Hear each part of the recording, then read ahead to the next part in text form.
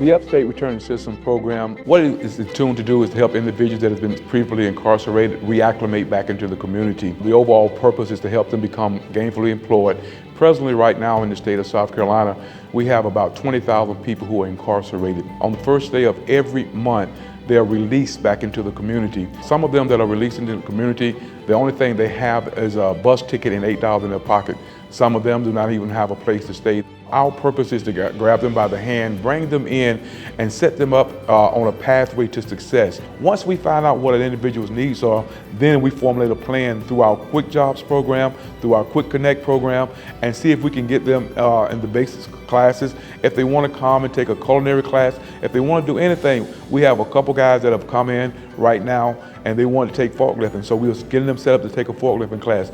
And we're working with Goodwill with that program that once they earn their certificate, they will have a job waiting on them. Only 7% of the individuals that are incarcerated in state, federal, or local prison have committed a violent crime. So that means that 93% of individuals that are incarcerated in the state of South Carolina have made a bad choice. And so we let them know, yes, you made a bad choice, but this is something that you can overcome. When an individual comes up, we do a full intake process on them to make sure and find out exactly what their needs are.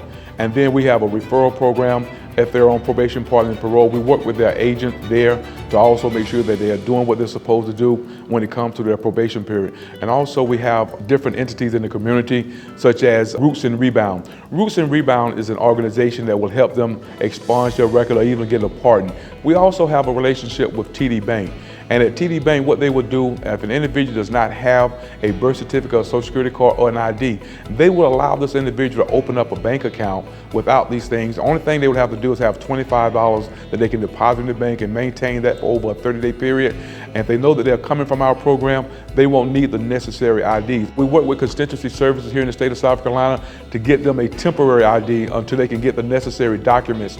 There is a survey that Harvard did at one time that tells us that if an individual works for 28 consecutive days, the likelihood of him returning to prison, it goes down to 0.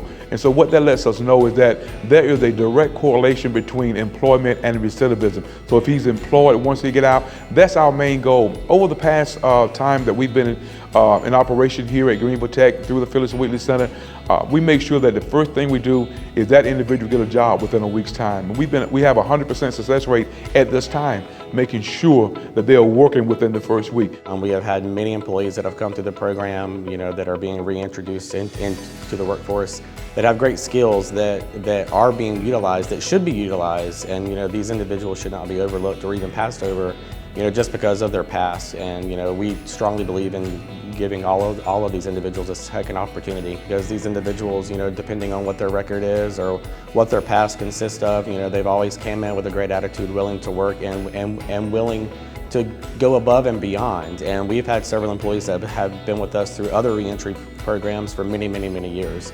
So it's just not like a stepping stone. Carolina Chemstrip isn't a stepping stone for them to go elsewhere. They stay with us, they learn the job, they move up the ranks, and they're tremendous assets. Beyond the Walls program is a mentoring program that I'm being assisted by with 3 ex-offenders that will come in and they mentor these individuals on a monthly basis or sometime bi-weekly. And when they have a problem that they feel like they're gonna just lose it or end up going back to prison, they can call us and we provide them with the counseling service, and we put them with a mentor to help them get through the rough times. Everyone deserves a second chance. Most of the individuals that come out, they want a second chance. They are looking for a second chance. They are not looking for a handout. They just want someone to be there with them. And that's the basics of the program, is to make sure that we are there, let them know that we're here to help you. We want you to be successful. We want you to make it. If they are successful, it makes Greenville County a better place to live.